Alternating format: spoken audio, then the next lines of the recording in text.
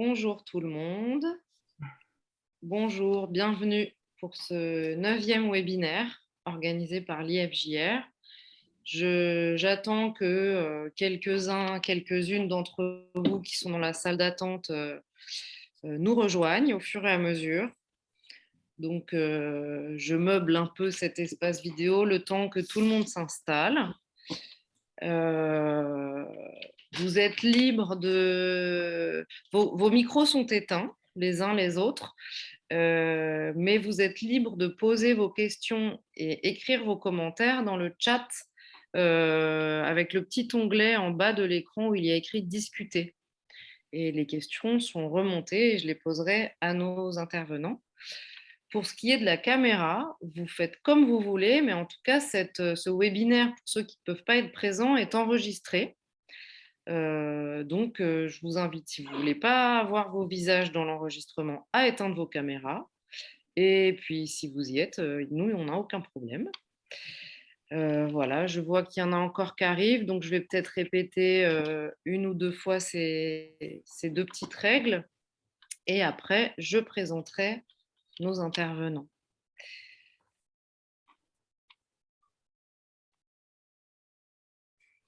Merci à tous de nous rejoindre pour ce 9e webinaire qui est consacré à la justice restaurative et aux violences sexuelles. Il fait suite au 6e webinaire qu'on avait organisé sur justice restaurative et violences sexuelles, mais d'un point de vue d'une chercheuse, d'un point de vue théorique. C'était avec la présence et l'intervention d'Estelle Zinstag. Aujourd'hui, on a pris le parti pour ce 9e webinaire de faire participer et intervenir des professionnels qui ont eux-mêmes animé des médiations restauratives et des rencontres condamnées ou détenues victimes autour des personnes victimes et auteurs de violences sexuelles. Donc, ça sera leur témoignage que nous aurons, parfois à travers eux, le témoignage des participants qu'ils ont pu accompagner tout en bien sûr gardant la confidentialité et l'anonymat. Donc je vais bientôt, oui, il y en a encore qui arrivent, donc ça m'embête de commencer tout de suite les présentations. Je fais une dernière petite présentation de ce webinaire et après on commencera. Donc voilà, bienvenue à tous. On est déjà une soixantaine de personnes connectées pour suivre ce webinaire et d'autres personnes sont encore en train d'arriver, mais nous allons commencer parce que nous n'avons qu'une heure ensemble, donc on ne veut pas gaspiller ces précieuses minutes. Donc aujourd'hui, c'est le 9e webinaire organisé par l'IFJR avec du coup la présence de Cyril Curie et de Marion Trottignon qui vont partager leur expérience comme animateurs de mesures de justice restaurative pour des personnes victimes et auteurs de violences sexuelles. Ils ont l'un et l'autre, je vais présenter un petit peu plus précisément, animé pour Cyril Curie surtout des rencontres détenues victimes ou condamnées victimes autour de violences sexuelles. Donc, très bref rappel, les RCV-RDV, comme on les appelle, c'est Groupal, avec des victimes et des auteurs qui ne sont pas liés par la même affaire, mais par le même type de fait. Là où Marion a animé davantage de médiation restaurative et une RCV concernant les violences sexuelles également. Médiation restaurative qui concerne des personnes auteurs et victimes concernées par la même affaire. Donc, Cyril Curie, il est animateur de JR et par ailleurs conseiller pénitentiaire d'insertion et de probation au SPIP de l'Hérault, dans le département du 34. Là où Marion Trottignon est animatrice de médiation restaurative et également de RCV et travaille à l'AVIMEJ, donc l'association d'aide aux victimes du 77, où elle est chargée de projet JR en dehors uniquement de l'animation. Elle soutient tout le projet JR de l'association en lien avec le SPIP et parfois sur certains projets la PJJ.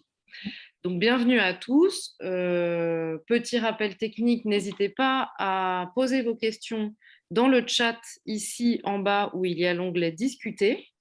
Et le webinaire est enregistré et pourra être visionné sur YouTube ultérieurement. Donc, ceux qui ne souhaitent pas avoir leur vidéo, je les invite à fermer leur caméra. Et Et donc, ben voilà, je vais commencer par la première question que Cyril et Marion ont souhaité que je leur pose, puisque nous la posons tous, principalement pour commencer des démarches de justice restaurative, c'est comment les auteurs de violences sexuelles et les victimes de violences sexuelles que vous avez rencontrés arrivent à la justice restaurative. Ceux que vous avez connus, mais également ceux qui sont orientés vers vos groupes projets. Donc, pour cette première question, j'inviterai Cyril à prendre la parole en premier. Avec plaisir.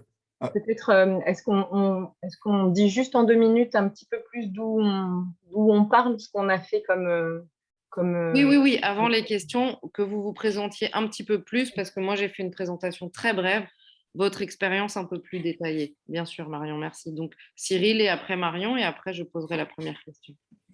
Bonjour à tous. Donc, Cyril Curie, je suis CEPIP depuis 2000, c'est conseiller pénitentiaire d'insertion et de probation. Depuis 2003, j'ai découvert la justice restaurative en 2014. Et effectivement, j'ai pu co-animer avec l'association d'aide aux victimes de Montpellier 3 rencontres condamnées victimes sur les violences sexuelles en milieu ouvert entre 2016 et 2019. Ainsi que, même si je sais que c'est à la marge de justice restaurative, mais plus un programme à visée restauratif, un CSR, un cercle de soutien de responsabilité, entre 2018 et 2020. Et sur le SPIP de l'Hérault, nous avons aujourd'hui organisé 7 rencontres condamnées victimes ou RDV, et nous commençons sur la médiation restaurative. Nous sommes pas assez avancés que Marion, et dont elle pourra parler après. Et je voudrais juste rappeler, même si ça paraît évident, qu'effectivement, le principe, c'est que je ne suis pas un chercheur, je suis un animateur. Et c'est de là que je veux parler pour vous dire ce que nous, on voit de ces rencontres, comment ça se passe, comment on organise, ce que nous disent ces gens qui participent. Voilà, je pense, même si ça paraissait assez clair, je préférais le redire. Et Marion, je t'en prie, à toi. De la même manière, effectivement, c'est pour ça que je trouve ça important de préciser d'où on vient un petit peu, quelle est notre expérience, parce que c'est bien en praticien là qu'on vous parle aujourd'hui.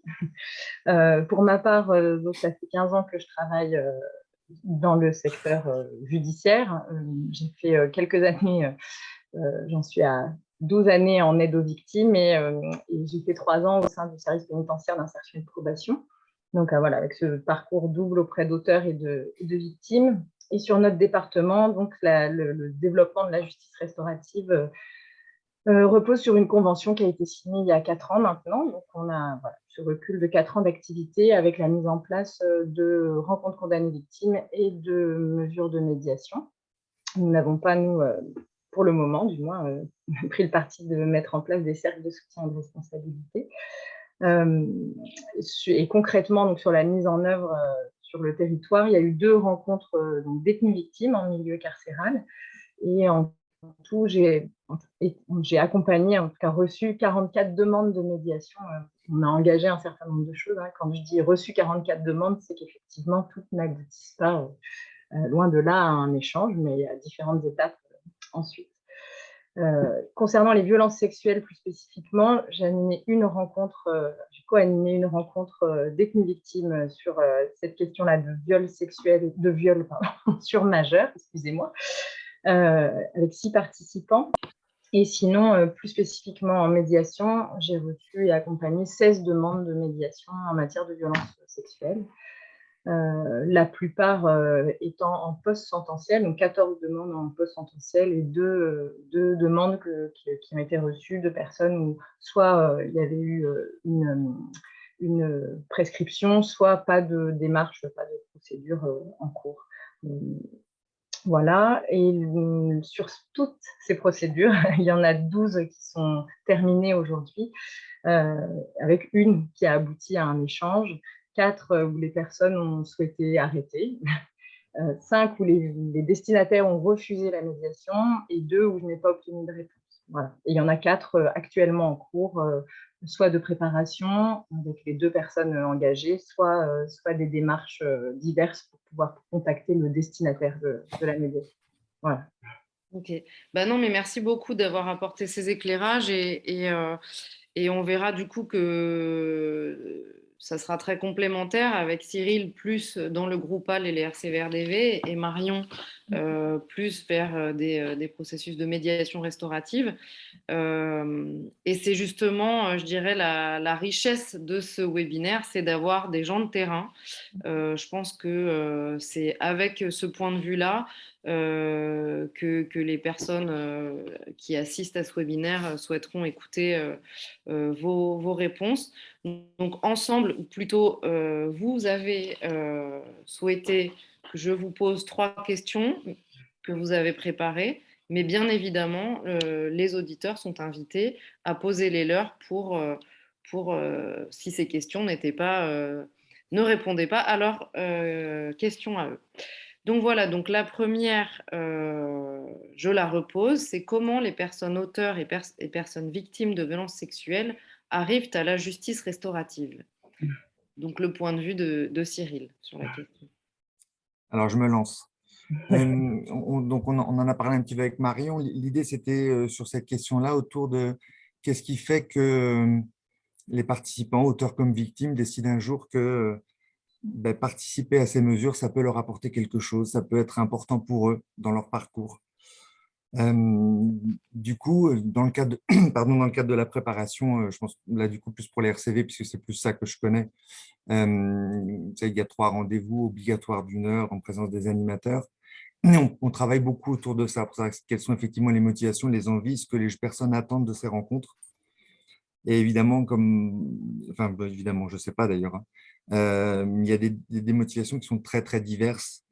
J'ai essayé du coup, là, de participer aujourd'hui à ce webinaire. Ça m'a obligé de retourner un petit peu voir les comptes rendus qu'on avait faits, les comptes rendus faits parce qu'il y avait une évaluation d'une des rencontres par l'IFJR, et de reprendre aussi parfois les propos des gens avec l'idée que ce n'est pas ce que moi, je pense qu'ils vont y chercher, mais vraiment ce qu'eux nous disent de leur motivation propre à participer à ces mesures. Je mettrai 3 points. Après, Marion dira si effectivement ça correspond aussi. Il y a des questions qui sont plus, des motivations qui sont plus spécifiques aux auteurs. Il y a principalement deux questions qui reviennent de remarques, de choses qui sont dites par les auteurs. C'est j'ai envie d'aider, j'ai envie d'apporter aux victimes. J'ai envie notamment leur apporter des réponses, leur montrer qui on est. Et ces questions, elles renvoient à une deuxième partie qui est aussi l'image de soi, c'est-à-dire répondre aux questions, c'est aussi montrer qui je suis. Avec la question du je ne suis pas un monstre, même si moi, ce que j'ai fait, ça peut être monstrueux, moi, je ne suis pas un monstre. Et c'est aussi ça que je veux montrer aux victimes. Et du coup, pour les victimes, il y a des motivations qui sont plus propres à eux ou à elles, mais il y a aussi des hommes parmi les victimes, évidemment. Et du coup, il y en a une qui répond directement à une des motivations des auteurs, c'est celle de désacraliser l'auteur, c'est-à-dire de vérifier, alors par exemple, il y a des termes autour de l'humanité qui peut encore exister chez les auteurs eux-mêmes. Et puis la deuxième question qui est assez propre aux victimes, c'est d'essayer de comprendre pourquoi ça s'est passé. Qu'est-ce qui fait que les auteurs passent à l'acte? Avec la question derrière, c'est aussi pourquoi moi? Pourquoi ça m'arrive à moi? Et puis il y a des motivations qui reviennent souvent des deux côtés, autant des auteurs que des victimes. J'en ai trouvé 3. La première, c'est juste de pouvoir échanger. C'est-à-dire la possibilité de se dire, j'ai des questions, je vais pouvoir les poser moi comme auteur aux victimes et moi comme victime aux auteurs. Je vais pouvoir dire des choses que je n'ai jamais pu dire ou que certains ne veulent pas entendre ou que je n'arrivais pas à dire avant. Une victime qui a dit, je voudrais pouvoir dire l'indicible et il y a peut-être que là que je pourrais le faire. Il y a une deuxième motivation dans l'idée de tous ces gens sont sur leur chemin après le passage à l'acte ou avoir subi l'acte, et il y a l'envie de continuer à avancer. Donc, que ce soit des côtés des auteurs comme des victimes, on a des termes autour de j'ai besoin de ça pour me libérer ou au contraire pour clore un chemin. J'ai besoin de ça aussi pour ne pas moi-même commettre des violences. Ça arrive parfois dans les motivations des victimes. Ou du côté des auteurs, peut-être que ça peut m'aider à ne pas recommencer. Et puis une dernière une dernière motivation qui est souvent dans la bouche des auteurs comme des victimes, mais vue différemment, c'est la question du pardon. Pour les auteurs, on entend souvent, parmi les motivations, j'aimerais savoir si les victimes peuvent pardonner. Et comme parfois c'est trop difficile de demander à la victime elle-même, parce que parfois ils vivent encore des liens, le fait de pouvoir le dire dans un groupe neutre avec des gens qui ne sont pas dans la même affaire, ça peut être plus facile et ça permet d'avoir des réponses. Du côté des victimes, la question du pardon, elle est plutôt autour de est-ce que je vais réussir à me pardonner moi? avec toute la culpabilité qui peut aller dans le parcours des victimes qui ont été victimes d'une infraction sexuelle. Voilà, par rapport aux motivations, ce que j'ai pu prendre et voir au travers des expériences que j'ai pu mener, enfin, de co-animateurs de ces rencontres qu'on a des victimes. Merci beaucoup, Cyril. C'est déjà très, très précieux. Marion, est-ce que tu voudrais compléter des choses? Oui, parce que je pense qu'il y a des… Pour le coup, j'ai plus d'expérience en médiation et je pense que c'est intéressant parce c'est un peu plus sans doute intime puisque c'est adressé à quelqu'un qu'on connaît. Du coup, des fois, c'est peut-être pas plus intime, mais plus précis dans les attentes qui vont être formulées, même si il y a vraiment des choses qui rejoignent pleinement ce que vient de dire Cyril. Hein, les questions qui émergent sont quand même souvent les mêmes. Moi, j'avais thématisé un peu sans distinguer nécessairement auteur et victime parce que j'ai plutôt la sensation, encore une fois, sans être chercheur, hein, mais qu'il y a un petit peu de correspondance ou de parallèle qu'on peut faire entre les motivations des auteurs et des victimes. Et j'ai fait un premier bloc autour de la question de comprendre ou expliquer, qui est vraiment récurrente et qui est souvent celle qui est mise en avant. Alors effectivement, on imagine bien les victimes qui ont des questions sur le pourquoi, comment ça se fait que la personne en arrive là, par quoi il est passé avant, qu'est-ce qu'il a vécu, pourquoi moi, enfin, voilà, toutes ces explications nécessaires. Mais il y a vraiment le parallèle, je trouve, des auteurs qui font souvent cette démarche pour avoir l'opportunité d'expliquer ce qu'ils ont, peut-être des fois des années après, enfin compris de ce qu'ils ont fait, ou au moins partiellement, et de pouvoir s'en expliquer. Et j'ai eu des victimes aussi autour de cette question d'expliquer, de comprendre, qui ont aussi des choses à dire. Et j'avais notamment une jeune femme pour qui c'était extrêmement important de pouvoir expliquer à son agresseur pourquoi elle était allée au bout de la démarche et pourquoi elle avait déposé plainte. Et là, c'est précisément parce qu'on est en matière de violence sexuelle dans un cadre intrafamilial, donc il y a des liens, il y a des relations, il y a toute une famille derrière.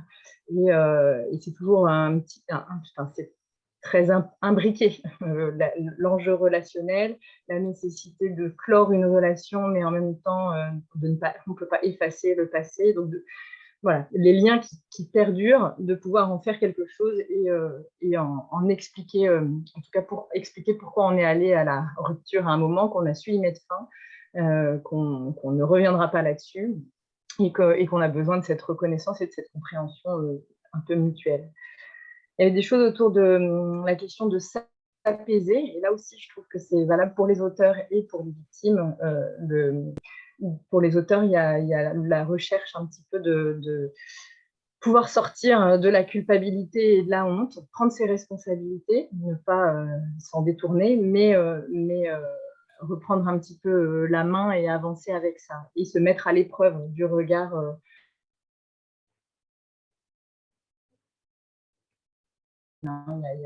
il y a un auteur qui me l'a vraiment dit, j'ai besoin d'aller dire un certain nombre de choses et j'en parle avec le conseiller qui me suit, j'en parle avec les psys qui me suivent, mais j'ai besoin de voir dans les yeux de la victime si elle voit ma sincérité, elle voit que j'ai bougé et que c'est authentique, mon évolution.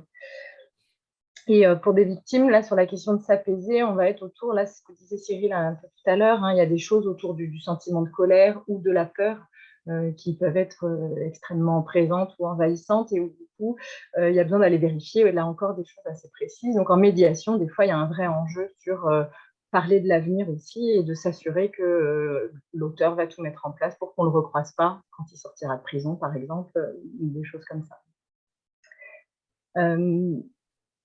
Sur la question du pardon, je pense que je ne reviendrai pas parce que ça rejoint précisément ce qu'avait dit Cyril tout à l'heure.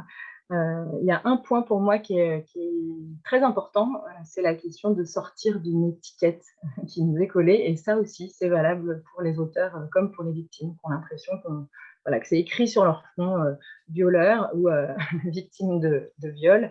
Et ça, aller rencontrer l'autre, c'est vraiment pouvoir pour plein de raisons différentes, montrer qu'on a évolué, qu'on a changé. Pour des victimes, j'ai plusieurs personnes qui ont formulé le fait de dire « moi, je veux lui montrer que je ne suis pas détruite. que je ne suis pas par terre, que je suis forte, que j'en ai fait quelque chose. Donc, il m'a fait beaucoup de mal, il faut qu'il l'entende.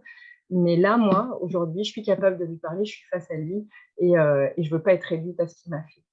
Et le pendant est vrai également, d'auteurs qui disent bah, moi, ce que j'ai fait est monstrueux, mais je ne suis pas un monstre. Et il faut que je puisse le montrer. Et donc, ce que je disais tout à l'heure, voir dans le regard de la victime qu'elle ne me voit plus, si possible, comme un monstre.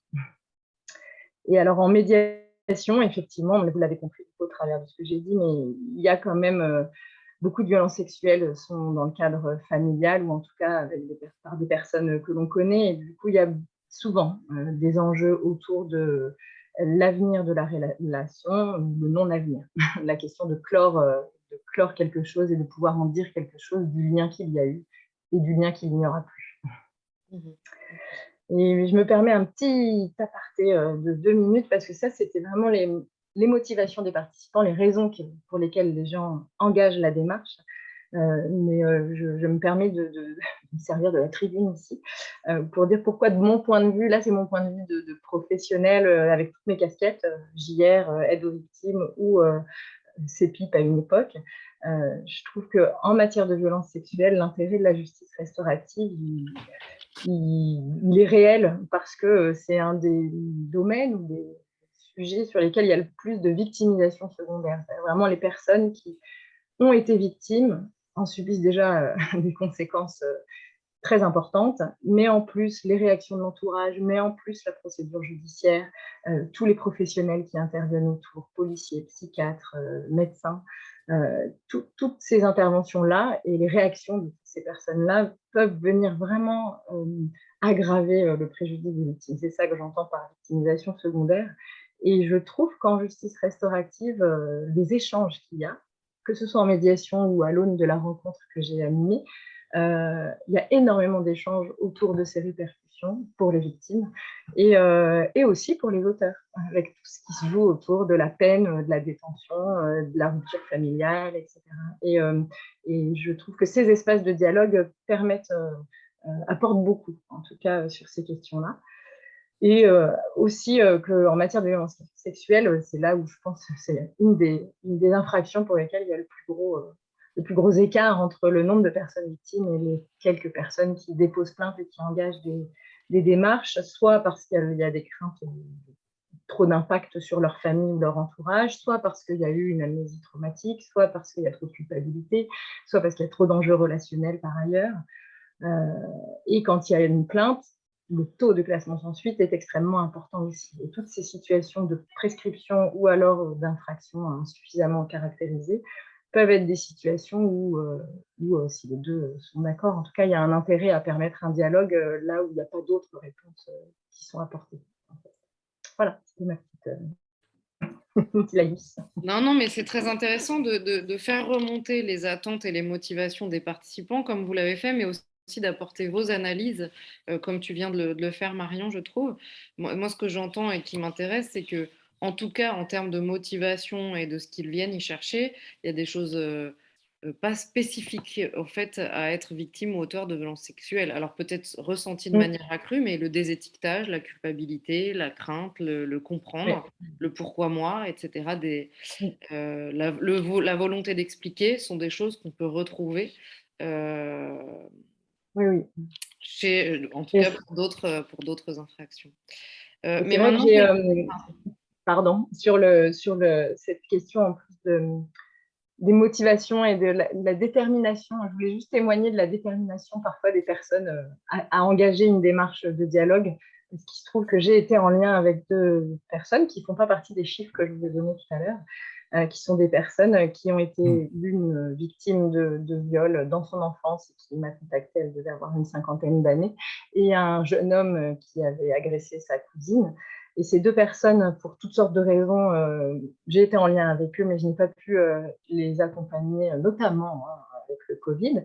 Et ces gens étaient tellement déterminés qu'ils ont fait des démarches seuls et qu'ils ont su trouver des ressources pour dialoguer avec et l'auteur et la victime et se faire accompagner par des membres amis ou entourage pour être soutenus dans leur démarche. Et ça me paraît important, en tout cas, de dire que nous, là, on est au service. Quand on veut développer et proposer des mesures de JR, c'est bien parce qu'il parce qu'il y a des gens en demande, en tout cas, et pour qui ça vient répondre à quelque chose de très fort. Et je trouve ça intéressant d'avoir cet exemple de personnes qui, envers et contre tout, vont le faire, même non accompagnées, si c'est primordial pour elles. Mmh, mmh. Et donc, si on peut tirer des parallèles avec d'autres types d'infractions, il y a quelque chose qui interroge beaucoup les professionnels et même le grand public sur les points d'attention ou la vigilance qu'il faudrait avoir pour les victimes, surtout pour les victimes parfois, ou pour les auteurs de violences sexuelles, sur la question. Donc, point de vigilance et point d'attention pour un accompagnement justice restaurative dans le cadre de violences sexuelles. Est-ce que selon vous, il en faut et si oui, quel serait-il? Marion, est-ce que tu veux Ouais. continuer sur cette question? Je vais faire une réponse un peu provocatrice dans un premier temps. Qui est, à mon avis, vraiment dans l'absolu, j'aurais envie de dire qu'il n'y a pas de vigilance propre aux violences sexuelles. Je vais m'en expliquer quand même. Dans le sens où l'approche, en tout cas, je crois qu'on a été formés au même endroit avec Cyril, et donc l'approche qu'on applique, qui est l'approche relationnelle, suppose déjà un certain nombre de compétences, d'attention et de vigilance, et c'est applicable à l'ensemble des situations qu'on va accompagner. Et quand je dis du coup pas de vigilance propre aux violences sexuelles, c'est plutôt dans le sens où nous avons de toute façon une extrême vigilance pour l'ensemble des situations que nous accompagnons. Et en ce sens, les garde-fous que notre formation, les méthodes qu'on emploie et la manière dont on accompagne les personnes, pour moi, sont des garde-fous suffisants pour accompagner correctement les personnes en matière de violences sexuelles. Notamment, du coup, je ne pense pas que ce soit lieu de refaire ici tout ce travail sur toutes ces explications sur l'approche relationnelle, mais il y a vraiment l'accompagnement en amont, la préparation avec des ateliers de communication, le travail sur les attentes des personnes et les limites. Et on va sans cesse être en train de réinterroger les limites de chacun, les ressources dont ils disposent, qu'est-ce qu'on a comme soutien autour, et nous, à l'aune des attentes de l'un et de l'autre, est-ce qu'un échange est possible ou pas, et dans quelles conditions. Donc, on a quand même beaucoup de points d'alerte et de veille qu'on suit tout au long de la préparation. Et puis, c'est une approche qui apporte une grande souplesse et qui nous permet vraiment, si justement on considère, par exemple, peut-être, prenons l'exemple d'une situation d'inceste où il y aurait encore une forme d'emprise perceptible. Nous, là, en tant que médiateurs, quand on est dans la rencontre directe, bien sûr qu'on va envisager avec les personnes qui n'est peut-être pas un échange en présence directement, mais à distance, en visio, ou qui apporte déjà, qui permet une certaine distance et peut nous permettre de déjouer un peu l'emprise qu'il y aurait, ou même une correspondance. Mais il peut y avoir un échange sans rejouer la relation d'emprise. C'est pas un exemple auquel j'ai été confrontée, moi. Les personnes qui ont accepté finalement de participer à des médiations sont des personnes qui avaient déjà fait un certain chemin et qui faisaient le choix de s'engager dans cette démarche parce qu'elles se sentaient capables d'y aller. Après, une fois qu'on a dit ça, je ne vais pas nier quand même la particularité des violences sexuelles et notamment les enjeux relationnels que ça suppose. Et du coup, c'est pour ça que je tenais à me présenter au début, d'où je vous parle. Ça fait 12 ans que j'accompagne des victimes dans de nombreuses situations, mais beaucoup en matière de violences sexuelles. Et donc, effectivement, j'ai une connaissance et une expérience de terrain sur les répercussions, l'impact des violences sexuelles, le traumatisme, les victimisations propres à ces infractions, et j'ai accompagné des auteurs de violences sexuelles dans un établissement ciblé sur l'accueil de ces personnes. Du coup, aussi une certaine connaissance de terrain, hein, encore une fois, du déni, de la porosité des statuts d'auteur et victime dans ce domaine. Voilà, donc cette expérience-là, bien sûr qu'elle m'est utile et que je serais peut-être plus frileuse si je n'avais pas cette expérience-là derrière moi. Et puis aussi, l'enjeu le plus important, c'est d'aller chercher, de s'entourer en fait, d'aller chercher des experts. Moi, je travaille avec les psychologues de mon association, je travaille avec le SPIP, avec les psychologues PEP, avec les psychologues de l'unité sanitaire. Donc, c'est vrai que selon les points d'alerte qui vont émerger dans l'accompagnement des personnes, je saurai aller chercher des ressources et surtout pas travailler seule. Ouais, ce que j'entends là, c'est important dans ta vigilance et ta manière de travailler, c'est aussi le fait de, malgré tout ce que tu œuvreras toi en tant que médiatrice, animatrice, jamais commencer un truc complètement seul et isolé. C'est le travail en partenariat qui doit pouvoir être sollicité. Ouais, ouais. Et puis là, du coup, il y a aussi, finalement, c'est un travail sur soi. Là où j'ai le plus de vigilance, c'est sur moi-même, en lien avec cette question de tiens, je suis en train de trop m'isoler, je vais aller chercher des ressources, bénéficier d'une supervision pour avoir un espace, qui est un filet de sécurité pour moi, là, pour le coup, de m'assurer que je ne passe pas à côté de certaines choses dans l'accompagnement des personnes. Et puis, et après, sinon, je tiens à le dire ici, en fait, je, une fois que j'ai dit tout ça, ça, c'est mes garde-fous qui me permettent de m'assurer et de m'asseoir sur ma pratique et d'accompagner au maximum l'ensemble des demandes que je reçois. Et en fait, c'est extrêmement rare pour moi de refuser d'accompagner une demande de médiation. Et parfois, ça a été un petit défi personnel parce que j'ai reçu des demandes avec des personnes qui ont des propos moi, en tant que aussi bien ancienne CPIF ou juriste d'une asso d'aide aux victimes, m'alerte, j'ai toutes les alarmes qui sonnent sur un auteur d'inceste, par exemple, qui reconnaît sa responsabilité, mais qui pose vraiment la question quand même, à un moment, la victime, elle avait grandi, donc elle pouvait dire non, elle était consentante.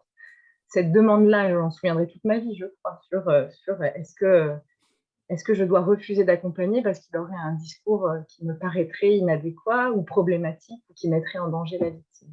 Et je veux le dire ici, sur la médiation, il y a vraiment, je fais vraiment une distinction entre le moment où j'accepte d'accompagner une demande, où là j'essaye d'être la plus ouverte possible et ne pas préjuger de la capacité ou pas du destinataire à recevoir cette demande. Et que j'ai au moins la responsabilité de la transmettre et que ça ne préjuge en rien de ce qui se passera derrière, par contre.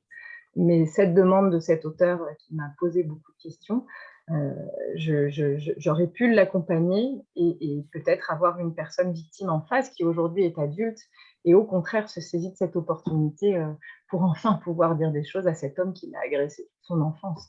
Et ce n'était pas à moi de mettre un frein à ce stade-là. Après, j'aurais vu dans la suite si c'était, voilà, si les conditions d'un dialogue étaient possibles sans revictimiser cette personne. Je ne sais pas si je suis très claire, mais Si, et c'est rappeler peut-être qu'aussi, voilà, tant l'animateur que les personnes, auteurs et victimes, tout au long du processus, peuvent stopper le processus quand celui-ci ne correspond plus ou pas à la demande initiale ou que les conditions, selon l'un ou l'autre ou l'animateur, ne sont pas réunies. Les conditions. ouais. Ouais, d'accord. Peut-être que je vais passer la parole à Cyril parce que je vois que les questions pullulent à droite. Enfin, on m'en fait remonter pas mal. Et vu qu'il y en a encore une que j'aimerais vous poser, que vous vouliez aborder. Donc toi, Cyril, est-ce que tu voudrais... Merci Marion hein, pour cet apport. Est-ce que Cyril, tu aurais des points de vigilance ou des points d'attention supplémentaires à apporter pour Je l'accompagnement vais dans... faire court sur cette question parce que Marion a déjà tout dit. Je partage totalement son avis dans le sens où ce qui fait la force de cette justice restaurative, c'est le dispositif, c'est la sécurité qu'elle comprend. Et pour le coup, je ne vois pas d'éléments supplémentaires. Je dirais quand même trois choses. La première, c'est une des vigilances, comme tu viens de le dire, Héloïse, c'est que dans le cadre de la préparation, je parle de nouveau plus sur la rencontre qu'on a une victime, mais c'est vrai aussi, je crois, des médiations. Si une personne, la préparation sert aussi à la personne de savoir si elle va être en capacité d'aller jusqu'à la rencontre. Et par exemple, sur les 3 rencontres que moi j'ai pu co-animer, systématiquement, on a rencontré 2 fois plus de personnes que celles qui ont finalement participé et celles qui n'y sont pas allées nous ont dit simplement que ça n'était pas le moment pour elles. ou que Je, c'était je trop précise compliqué? juste quelque chose, Cyril, dans ce que tu dis, quand tu dis 3 rencontres, c'est bien 3 sessions de 3 rencontres. sessions de rencontre, pardon. Oui, oui, oui. Cyril dit ça, Mais c'est-à-dire qu'il a fait c'est ça, 3 sessions de 5 à 6 rencontres c'est plénières ça, tout entre à fait, des personnes. tout à Voilà. fait. Et pour chacune de ces 3 sessions, le nombre de participants était entre 6 et 8, et on a rencontré à chaque fois entre 12 et 15 personnes. Euh, Parce que la préparation sert aussi pour la personne de savoir si effectivement elle est en capacité d'y aller. Ça aussi, c'est une vigilance. La deuxième, c'est, juste rajouterais, Marion me disait sur l'importance la force que certaines personnes mettent à aller au bout de la rencontre. Ça m'a refait penser, moi j'ai commencé ma carrière il y a 20 ans en centre de détention, et j'ai repensé, je l'avais oublié, ça, qu'à plusieurs reprises, on avait des victimes, quand c'était dans le cadre de la sphère familiale, qui nous appelaient en disant, moi je vais venir à la prison pour le rencontrer parce que j'ai des choses à lui dire. Et comment on peut faire? Et donc, on essayait d'expliquer. En fait, ces gens, ils disaient, mais avec ou sans vous, je vais y aller. Et du coup, je suis ravi aujourd'hui qu'il y ait la justice restaurative, parce que moi, je ne connaissais pas ça à l'époque, qui amène un cadre et donc une sécurité pour l'auteur comme pour la victime, dans le cadre de la rencontre, si elle a été voulue par l'un comme pour l'autre. Et puis, dernière petite chose, je redis que je suis tout à fait d'accord avec Marion sur le fait qu'il n'y ait pas de vigilance particulière, parce que nous sommes vigilants. Et en même temps, nous, au SPIP de Montpellier, on a quand même rajouté, quand il s'agit du thème des violences sexuelles, une supervision supplémentaire par le CRIAVS, Centre de recherche et d'information sur les auteurs de violences sexuelles, pour les animateurs. Donc, je vous le laisse juste comme ça comme question. Ça veut dire, il n'y a pas de vigilance particulière, mais on a quand même fait ça. Donc, peut-être que ça pose des questions. Voilà, je n'ai pas la réponse, mais je voulais juste apporter l'élément. Et je m'arrête là. Merci beaucoup, Cyril. Euh, Avant de passer aux questions du public, une dernière sur laquelle vous souhaitiez développer un petit peu, vous, à partir de votre expérience de terrain. Euh, Tout à l'heure, vous avez initié avec les attentes ou les motivations des personnes. Là, peut-être, c'était abordé lorsque vous les avez suivis du début à la fin, même parfois à l'entretien de clôture quelques mois après ou quelques semaines, où ça dépend, ou la rencontre bilan qui a lieu 2 mois après les 5 rencontres plénières. Qu'avez-vous pu percevoir du bilan qu'elles ont fait pour elles-mêmes, les personnes tant victimes qu'auteurs? Donc peut-être Cyril, cette fois, si tu voulais commencer. Allez, j'y vais. J'essaie aussi de faire vite parce qu'effectivement, il y a pas mal de questions.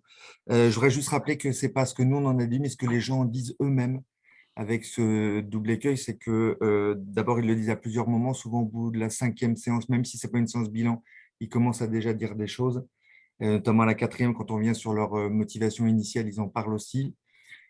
Ça peut ne pas être le même bilan qu'ils en font pour eux-mêmes quand arrive la rencontre bilan 2 mois après. Et ça peut être encore autre chose quand une évaluation est faite et qu'ils partent souvent plusieurs mois après, et qu'ils du coup ils se disent encore autre chose. Puis la deuxième chose, c'est que ça dépend aussi où ils en sont de leur chemin euh, de reconstruction après les faits. Je pense par exemple à une jeune femme qui est arrivée, qui à la fin des 5 rencontres euh, avait dit des choses très très positives sur sa participation. Elle est arrivée à rencontre bilan et quelques jours avant, dans mes souvenirs, elle avait appris qu'elle allait enfin avoir une confrontation avec l'auteur, qui était son beau-père. Et du coup, forcément, la question du bilan se posait plus. Enfin, s'il y avait d'autres choses plus importantes, et c'était plus du tout le même bilan qu'elle en faisait. Et quand elle a revu les gens pour l'évaluation, de nouveau, elle est revenue sur tout le positif qu'elle avait pu penser de la mesure. Il y a une chose à remarquer quand même, que moi je retiens, c'est que souvent le bilan qu'ils en font est assez déconnecté des motivations qu'ils avaient initialement. Il y a des choses auxquelles ils ont pu avoir des réponses aux questions qui s'étaient posées et aux raisons pour lesquelles ils étaient venus participer. Puis parfois, il y a eu beaucoup d'autres choses auxquelles ils ne s'attendaient pas forcément. J'essaie de faire peut-être comme pour les motivations, essayer de retrouver un certain nombre d'éléments qui reviennent régulièrement dans la parole des auteurs et des victimes. Et là encore, j'ai fait, désolé Marion, un peu ce qui concerne plus les victimes, plus les auteurs, et puis ce qui souvent concerne les deux. Dans les bilans qui sont faits par les participants, du côté des victimes, il y a beaucoup autour de 3 points que j'ai pu noter. Souvent, il y a cette question de la peur de l'auteur comme un monstre qui disparaît. C'est-à-dire que l'auteur n'est plus un monstre. Il reste l'auteur et le fait reste monstrueux, mais l'auteur lui-même n'est plus un monstre. Autour de l'action du pardon à soi-même. C'est là encore qu'une de leurs questions. Parmi les choses que j'avais notées, il y a « je me suis déculpabilisé, je me suis pardonné, je me sens apaisé, ça va me permettre une certaine assurance par rapport à ma vie ». Voilà, c'est tous les éléments d'apaisement et de reprise de confiance en soi. En tout cas, c'est comme ça qu'ils le disent. Et puis, le bilan qu'ils font, alors c'est plus du coup au cours de la session bilan, pardon, c'est le fait qu'ils s'aperçoivent qu'ils ont mis en place des choses qu'ils avaient bloquées depuis longtemps. Ils s'étaient promis de faire ça au niveau professionnel, au niveau personnel, tout était bloqué et les rencontres. Alors, évidemment, ce n'est pas que les rencontres, on est bien d'accord là-dessus, hein, c'est les rencontres et tout ce qu'ils ont pu faire avec, le suivi psychologique quand ils en ont un, les paroles avec la famille, etc. Mais des fois, ils ont l'impression que ça agit comme un déclencheur du fait qu'ils reprennent un peu leur vie en main eux-mêmes. Du côté des auteurs, il y a deux choses principales que j'ai pu noter. Ils apprennent beaucoup des conséquences de leurs actes dont ils n'ont qu'une idée. Et du coup, ce qu'ils disent, c'est que de l'avoir compris, ça les apaise. Au moins de savoir effectivement, même si c'est grave et important et négatif pour les victimes, de pouvoir le comprendre et pouvoir l'apprendre et d'avoir pu l'entendre de la bouche des victimes, c'est important pour eux. Et le deuxième point, c'est l'importance qu'ils retiennent du regard que les victimes posent sur eux. On n'est même pas sur la question du pardon, mais le fait de pouvoir… Il y en a un qui a dit « il me voyait de nouveau comme un être humain ». C'est-à-dire que la manière dont les victimes pouvaient poser leur regard sur eux, désormais après les rencontres, avait de l'importance pour eux.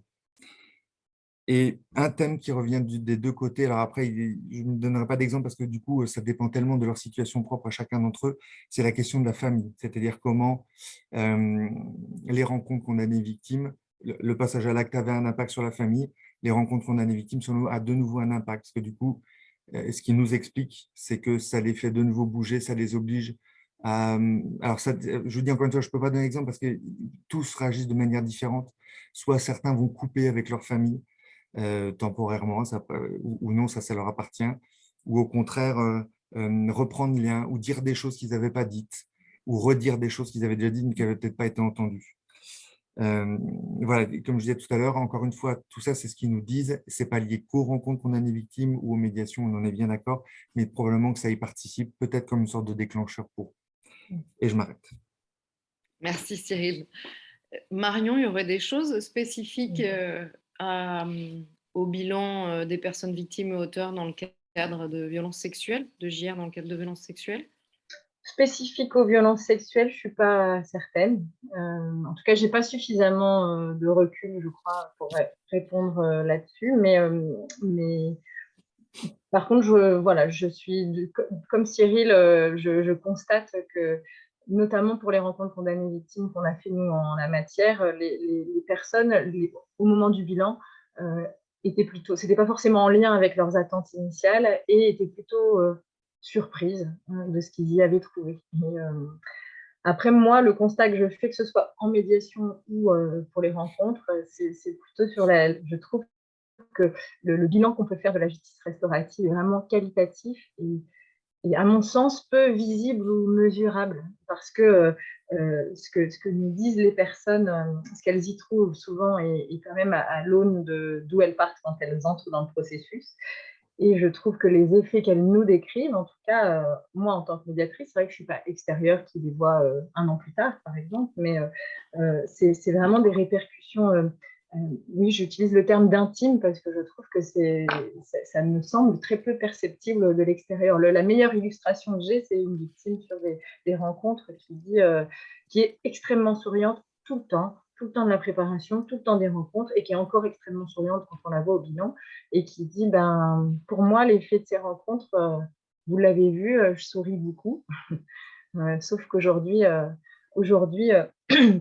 c'est sincère, c'est vraiment sincère, quasiment tout le temps, ce qui n'était pas du tout le cas avant. Et elle ajoutait à ça la confiance en elle, en disant avant j'avais 1% de confiance en moi, aujourd'hui j'ai 50% de confiance en moi. C'est des choses, je ne suis pas sûre, à part si on interrogeait les proches peut-être, que ce soit très visible et mesurable, des choses comme ça. Et moi, ce qui m'a le plus marqué après, ça rejoint… Cyril parlait d'éléments déclencheurs, mais moi j'avais mis, c'était se remettre en mouvement. Et je trouve qu'il y a pas mal de personnes qui qui évoquent ça d'un coup comme quelque chose qui serait débloqué. Et où du coup, les faits, pareil, je pense que si on ne connaît pas l'histoire de la personne, on ne se rend pas compte où elle en était et ce qui a bougé. Mais on a une femme comme ça qui disait que ça faisait 12 ans qu'elle ne vivait que pour ses enfants et que là, elle venait de s'autoriser à penser quelque chose de très personnel pour reprendre une activité pour elle. Ben, ça semble rien, mais en fait, pour elle, c'était énorme. Mais du coup, j'ai plein d'autres exemples, mais je crois que c'est bien de laisser le temps aux questions. Je vais m'arrêter là. Ouais, je vais passer la place aux questions, mais quelque chose que moi j'entends, que j'entends d'assez spécifique ou supplémentaire dans votre retour sur les bilans qu'en font les personnes, c'est sur la facilitation du lien avec leur propre famille ou de la décision de rupture ou du lien que j'entends fort, que j'ai lu dans votre écrit et que j'entends à nouveau dans votre témoignage et qui a l'air non pas forcément spécifique aux violences sexuelles, mais peut-être majoré, j'ai l'impression, comme bénéfique, comme bénéfice. Voilà. Mais bon, c'est une impression. Voilà. Je vais laisser place à quelques questions qui ont été écrites. Donc, je voulais commencer par celle-ci. Si vous deviez mettre en place des mesures de justice restaurative dans le cadre de violences sexuelles avec des personnes mineures, y verriez-vous des spécificités supplémentaires donc, dans la démarche, dans le processus? Et si oui, lesquelles? Vous n'êtes pas obligé d'avoir la réponse tout seul, vous n'avez pas une équipe de chercheurs derrière vous, mais comme ça, à partir de votre expérience, c'est bien là la... Oui, c'est ça le deal. Alors moi, je répondrai très clairement. Je préfère ne pas répondre. Moi, je travaille qu'auprès de majeurs. Il y a sûrement des spécificités liées aux mineurs. Alors, la loi n'est pas la même pour les mineurs et les majeurs, donc probablement qu'il y a des spécificités et je ne sais pas lesquelles. Donc, je le renvoie à mes collègues de la PJJ. Et voilà, j'aurais peur de dire des bêtises, donc je préfère pas répondre. D'accord. Merci Cyril. Marion, est-ce que tu aurais des éléments, des débuts de réponse, de réflexion? Des débuts de réflexion, oui, je pense, plus que des débuts de réponse. C'est vrai que nous, le partenariat est en lien SPIP à Vimège. Donc, pour le moment, on est en train de travailler avec la PJJ. Donc, je pense ça va bouger sur la question des mineurs auteurs, en tout cas. Mais en revanche, déjà, dans le partenariat actuel et les médiations que j'accompagne, j'ai eu des situations avec des auteurs majeurs, mais des victimes mineures. Jusqu'à maintenant, je me suis posé que 2 fois la question de devoir travailler avec un mineur. Une qui est en cours actuellement, mais c'est un mineur qui a 16 ans. Et je trouve que du coup, dans la minorité, il y a aussi, en tout cas, si je regarde ce qui se passe pour moi, ce jeune homme que j'accompagne aujourd'hui, finalement, une fois que j'ai travaillé avec sa mère, son représentant légal, sur ce qu'on mettait en place autour de lui et que c'est un relais pour moi et qu'elle soutient la démarche, il a 16 ans, il est très bien accompagné et entouré, notamment par des psychologues. C'est quelqu'un qui verbalise beaucoup, donc je l'accompagne finalement avec peu de spécificité par rapport à un adulte que j'accompagnerais. Je suis dans les mêmes méthodes pour l'accompagner et préparer. Là où je me suis posé d'autres questions, mais je n'aurais pas de réponse à vous donner, parce que le processus s'est arrêté, c'est effectivement sur un auteur majeur qui cherche à contacter ses enfants pour en dire des choses de ce qu'il a fait, mais ses enfants sont encore assez petits. Et là, c'est vrai que j'en étais à l'étape j'aurais porté la demande au représentant légal, peut-être contacter l'administrateur ad hoc qui suivait ce dossier-là. Voilà, c'est sûr que j'avais moi-même mes propres craintes autour du contact avec le mineur, mais je crois qu'encore une fois, l'approche relationnelle est ce qui nous permet, c'est la question de tout ce qu'on va étayer autour du mineur pour accompagner, et il faudrait déjà aller le rencontrer s'il l'accepte et voir ce mineur, où il en est, qu'est-ce qu'il en dit, et parce qu'un enfant de 10 ans, 2 enfants de 10 ans n'auront pas du tout la même réflexion, la même capacité, besoin de la même aide pour se préparer ou des mêmes outils, je pense en tout cas. C'est des hypothèses. Juste pour préciser qu'au niveau du cadre légal, pour compléter, en tout cas pour les mineurs et la justice restaurative, il y a une condition certaine supplémentaire, c'est l'accord du ou des représentants légaux. Et deuxièmement, mais c'est des notions toujours à explorer, redéfinir et questionner, c'est la notion de discernement et de majorité, de discernement Et de maturité, pardon, et de majorité, c'est pas pareil, qui est de fait ajouté pour l'article concernant la justice restaurative dans le code pénal justice pour les mineurs. Mais je pense que les expériences actuelles en France sont très menues, très, très réduites. L'expérience de nos voisins belges a commencé il y a déjà un moment auprès je parle toujours dans le cadre de violences sexuelles, et ils étoffent les rencontres de pédopsychiatres, mais encore une fois, c'est une réflexion que l'on continue à mener au niveau de l'IFJR avec des expérimentations très réduites actuellement en France. Une question que je ne trouve pas anodine de vous poser pour avoir vos retours. Moi, j'ai bien une réponse à ça, mais je trouve qu'elle est signe d'une question sur les points de vigilance et les points d'attention. Je dirais que c'est une sous-question, mais vu que souvent les professionnels nous la remontent, je vous la relais. Y a-t-il, à votre sens, question à relayer aux deux intervenants, un moment plus opportun qu'un autre pour rentrer dans ce type de processus en matière de violence sexuelle? C'est une super question. C'est une question, moi je trouve, en matière de médiation, en tout cas, j'ai eu, vous l'avez compris au début de l'intervention, que j'ai quand même fait face à plus de refus que de processus qui s'enclenchent et que j'accompagne pour préparer un échange. Bon, il y a des refus très catégoriques avec peu d'échanges avec la personne. Il y a des refus où les gens en disent un petit peu plus. Et ça m'est arrivé en tout cas suffisamment de fois pour que je l'interroge, me dire que la temporalité entre les victimes et les auteurs n'était pas la même là pour le coup. Et j'ai plus de demandes d'auteurs qui sont bien après leur condamnation et donc bien après les faits. Et certaines victimes ont pu me refuser un échange en disant que pour elles, là, c'était trop tard en fait. Donc cet échange-là aurait dû intervenir bien plus tôt. Or, ce n'était pas forcément la temporalité pour le coup de l'auteur qui passe éventuellement par pas mal d'étapes. Je pense notamment, c'est vrai qu'en matière de violence sexuelle, la question du déni est quand même assez importante et il y a tout un processus aussi pour faire face à ce qu'on a fait et l'accepter, le comprendre, l'expliquer si toutefois c'est possible. Et c'est vrai que parfois, les auteurs que j'ai accompagnés qui ont engagé cette démarche, c'était des fois 10 ans après les faits. Et pour un certain nombre de victimes, c'était trop tard. Et pour d'autres, cela dit, c'était vraiment trop tôt et il était toujours hors de question de recroiser cette personne.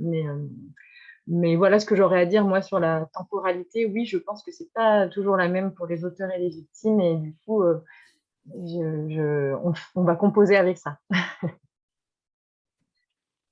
Alors, du coup, c'est l'avantage des rencontres, c'est que comme c'est pas dans les mêmes affaires, la temporalité est pas la même. Je répondrais benoîtement, en fait, quand les personnes y sont prêtes. On discutait tout à l'heure, là, avant que tout ça reprenne, de la question du jugement de valeur, qui est une des conditions importantes pour participer aux rencontres condamnées victimes, accepter qu'il n'y ait pas de jugement de valeur. Et on s'aperçoit en fait que les auteurs victimes comme auteurs, que les participants, pardon, victimes comme auteurs, arrivent à respecter cette règle, même si ça peut être compliqué, et que peut-être que là où ils ont du mal à la respecter, c'est quand ils s'aperçoivent que certaines personnes sont plus loin dans le chemin de réhabilitation que eux, et du coup, ça peut être compliqué à vivre. Et ben, c'est la même chose pour ces rencontres, c'est-à-dire ces rencontres, ils y participent parce que leur motivation les amène à y participer à ce moment-là de leur histoire, selon leur motivation, et que du coup, les conséquences ne sont pas les mêmes pour chacun d'entre eux. Mais peu importe, puisque ce qui importe, c'est que pour eux, c'était important de le faire à ce moment-là. Donc, j'ai tendance à penser qu'il n'y a pas de bon ou de mauvais moment. À la limite, on a une difficulté au jour d'aujourd'hui, c'est que, enfin, ça n'existe pas au jour d'aujourd'hui, donc aujourd'hui, c'est que pour les auteurs, le temps peut être long à venir avant qu'ils soient prêts à participer à une rencontre qu'on a les victimes et qu'aujourd'hui, si je ne dis pas de bêtises, il faut qu'ils soient suivis par la justice pour qu'on puisse le faire. Et du coup, ça peut être compliqué. Mais pour le reste, j'allais dire, voilà, le bon moment, c'est quand la personne Je dis, enfin, ce qu'on disait tout à l'heure, c'est-à-dire, comme Marion l'a redit, on reçoit beaucoup de demandes, enfin beaucoup, non pas tant que ça, mais on reçoit un certain nombre de demandes. Et dans le cadre de la préparation qu'on fait avec ces auteurs ou ces victimes pour préparer à la rencontre, il y en a au moins une sur deux qui nous dit non. Et le non, c'est probablement que ce n'est pas le moment maintenant, et ce sera peut-être pas le moment encore pendant longtemps. Et ça leur appartient. Et c'est à eux de décider quand c'est le bon moment. Très bien. Voilà. Je trouve d'ailleurs que du coup, c'est intéressant si on en a la possibilité dans les services ou sur les territoires de proposer les deux, c'est-à-dire du direct et de l'indirect, de la médiation et des rencontres condamnées-victimes, parce qu'effectivement, dans un certain nombre de situations, les médiations ne peuvent pas aboutir pour toutes sortes de raisons. Et de pouvoir se tourner vers des rencontres où du coup, on n'est pas forcément dans la correspondance en termes de temporalité, ben, c'est un bon relais pour apporter une réponse à ces gens qui ont envie d'avancer avec ce dialogue-là. C'est bien ce à quoi on tente d'œuvrer à l'IFJR, d'avoir une offre restaurative, de justice restaurative sur le territoire et d'avoir cette réponse complète avec les acteurs opérationnels que vous êtes. Une très dernière question, une dernière petite question que je relayerai. Elle sera peut-être complétée sur le document foire aux questions qu'on envoie à la suite, mais vous avez beaucoup relayé avec beaucoup d'intérêt. J'ai eu les attentes, les motivations, l'impact, le bilan qu'en font les personnes. Une dernière, c'est la question de quelqu'un à votre égard en tant que professionnel. C'est, moi j'ai bien la réponse, hein, mais quel est votre mandat et votre légitimité pour accompagner les auteurs et les victimes de violences sexuelles dans des mesures de justice restaurative, s'il vous plaît? Notre mandat ou notre légitimité. Du coup, je ne suis pas sûre de comprendre dans quel sens. Bah, peut-être vous pourrez au moins, moi non plus je relais la question comme ça, mais peut-être dire votre formation et qu'est-ce qui vous permet en fait légalement d'être un tiers indépendant formé, la formation. Enfin, je pense à ça moi comme réponse et de recevoir des orientations par les services qui sont. Mais là, c'est moi qui réponds. Peut-être avez-vous votre. C'est vrai que pour moi, la légitimité tenait à notre formation et effectivement, formation auprès d'organismes de formation qui étaient précisés dans la circulaire de 2017, etc., comme les organismes qui pouvaient former pour la mise en œuvre de la JF.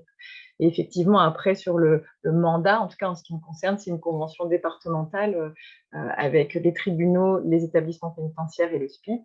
Et on travaille, comme c'est prévu par la loi, sous le contrôle de l'autorité judiciaire, à qui on a fourni les justificatifs de formation de tous les animateurs et facilitateurs qui interviennent, et à qui on transmet le formulaire d'information et de consentement que les participants signent lorsqu'ils s'engagent dans cette mesure-là.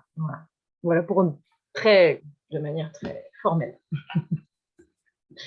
Et toi, Cyril?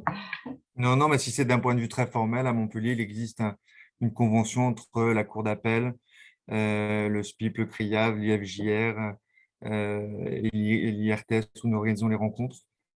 Voilà. Après, le mandat, si on veut être un peu moins juridique, j'allais dire que le mandat il nous est donné aussi par les participants. C'est eux qui décident un jour de nous faire confiance et alors on leur envoie aussi avec tout le travail de préparation qui est fait, qui est essentiel sur leur motivation, sur leurs attentes, sur ce qu'ils peuvent y trouver ou non d'ailleurs, sur le fait qu'ils peuvent se poser des questions mais qu'ils n'en auront pas les réponses obligatoirement. Et je veux dire que le mandat pour les accompagner, c'est aussi eux qui nous le donnent. Je trouve votre réponse très complète, c'est-à-dire qu'il y a un cadre théorique avec la formation, le cadre légal, etc. Et deuxièmement, cette légitimité lorsque vous êtes validé par les personnes pour les accompagner et qu'elles vous font confiance. Malgré l'intérêt du sujet, l'envie de continuer, il est 13h29 et je pense que tous les professionnels ou même bénévoles ou étudiants qui nous suivent continuent leur journée. Il est 13h29.